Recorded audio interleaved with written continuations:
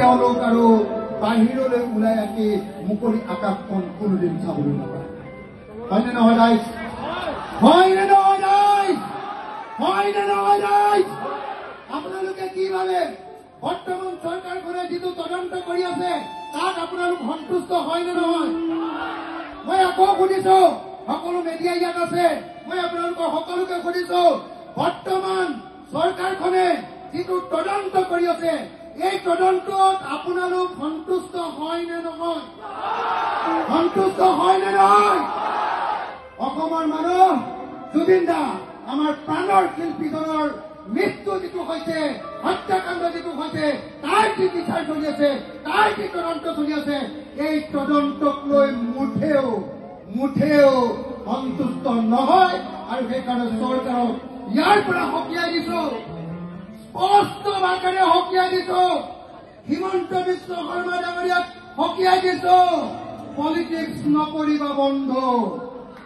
হয়নে নহয়? পলিটিক্স নকৰিবা বন্ধ। হয়নে নহয়? জুবিন দাক যদি ন্যায় নিদিয়া তেতিয়াহ'লে তোমালোকৰ ৰাজপাট জনতাৰ ক্ৰোধৰ জুইত জ্বলি উঠিব।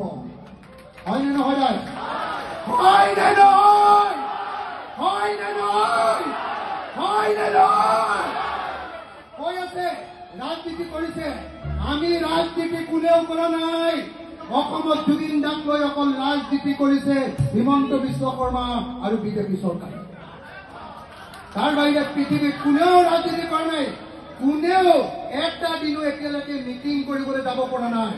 প্ৰত্যেকজন শিল্পী গোটক এটা গীত গাবলৈ ক'তো যাব পৰা নাই। প্ৰত্যেকজন শিল্পী গোটক তেওঁলোকৰ জীৱিকা গীত গোৱা, কিন্তু তেওঁলোকে যোৱা এমাহ ধৰি এটা গীত গাই 1 টকা ইনকাম কৰিব পৰা নাই, কাৰণ তেওঁলোকৰ প্ৰিয় গুৰুজনৰ মৃত্যু ঘটিছে। তাৰ পাছত অসমৰ মুখ্যমন্ত্ৰীয়ে কৈছে তোমালোক সকলোৱে দুৰ্গা পূজা পতা। তাৰ পাছত অসমৰ মুখ্যমন্ত্ৰীয়ে কৈছে তোমালোকে সকলোৱে দীপাৱলীৰ ফটকা ফুটোৱা। তাৰ পাছত অসমৰ মুখ্যমন্ত্ৰীয়ে কৈছে তোমালোকে আনন্দত মজি যোৱা। কোনো অসমীয়াই আজিৰ দিনটোত আনন্দত মজিব নোৱাৰে। প্ৰত্যেকজন শিল্পী গোটক প্ৰত্যেকজনে গান গাওঁতে আজি কপি আছে। মই নিজে চাই আছো, কাৰোবাৰ নোম থিয় হৈ গৈছে, কোনোবাই কপি আছে, কোনোবাই গাবলৈ মন যোৱা নাই বুলি চুচুক চামাক কৰি আছে। অথচ এওঁলোকৰ প্ৰফেশ্যনটোৱে হ'ল গীত গোৱা। এই শিল্পীসকল ৰাজীৱ ভুটিয়া মৃত্যু ঘটিছিলে, আমি তেতিয়া থিয় হৈছিলো। এইবাৰ জুবিন দাৰ মৃত্যু হৈছে, আমি সকলোৱে থিয় হ'ব লাগিব। এই শিল্পীসকল যিসকলে আমাৰ ভিতৰত থকা হৃদয়ত আমাৰ যিমান দুখ বেদনা খং ক্ৰোধ যিমান আছে সেইবিলাকক জোকাৰি দিয়ে। মগজটোক ক'ৰবাত ঠামকে আমাক ভাবিবলৈ শিকাই যায়। এই শিল্পীসকলে আমাৰ ভিতৰত থকা 1000 বছৰীয়া, 100 বছৰীয়া, বহু বছৰীয়া দুখ আৰু বেদনা তেওঁলোকে নিজৰ হৃদয়ত ধাৰণ কৰি আমাৰ কাৰণে এটা সৃষ্টি বাহিৰলৈ উলিয়াই দিয়ে। আৰু সেই সৃষ্টিৰ পৰশত আমাৰ ভিতৰত 1000 দিন চলি থকা দুখ বেদনা এইবিলাক নাইকিয়া হৈ আকৌ নতুনকে জীৱনটোক আগুৱাই লৈ যাবৰ কাৰণে নিজকে প্ৰস্তুত কৰে। সেই শিল্পীসকলৰ যেতিয়া বিপদ হৈছে তেতিয়া যদি আমি মাত নামাতো তেতিয়াহ'লে আমি মানুহ নহয়।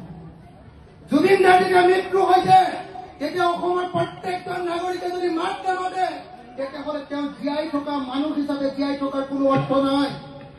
ৰাজীৱ ভটিয়াৰ যেতিয়া মৃত্যু হৈছিলে তেওঁৰ পক্ষত এষাৰি মাত মাতিব যি নাজানে তেওঁ জীয়াই থকাৰ অৰ্থ নাই। মই আমাৰ আজিৰ ইয়াত অনুষ্ঠানত উপস্থিত থকা প্ৰত্যেকজন উদ্যোক্তাৰ কৈ গেৰাণ্টি দি এটা কথা কৈছো যে আমি ইয়াত কোনো পধ্যে ৰাজনীতিৰ অনুষ্ঠান কৰা নাই। আমি সকলোৱে মিলি এটাই কথা ক'ব খুজিছো, আমি জুবিন দাৰ লগত আছিলো, জুবিন দাৰ লগত আছো, জুবিন দাৰ লগত থাকিম। আৰু যেতিয়ালৈকে ন্যায় নাপাব চব বহি যাব, কিন্তু আমি সংগ্ৰামত চপিয়াই মৰিম। আমাৰ প্ৰত্যেকজন শিল্পীক কথা দি পঠিয়াইছো, চবকে ৰাকেশ ৰিয়ানৰ পৰা দেৱাজিৎৰ পৰা পাপৰিৰ পৰা ইয়াত উপস্থিত থকা প্ৰত্যেকজন শিল্পীক আমি কথা দি পঠিয়াইছো, আমি আপোনালোকৰ বিপদৰ সময়ত থাকিম নে নাই ৰাইজ? শিল্পীসকলৰ বিপদৰ সময়ত থাকিম নে নাই? মোৰতো এনেকুৱা মন গৈ আছে, যদি কোনোবাই উদ্যোগ লয়, মোৰ লাগি থাকিবলৈ সময় নাথাকে।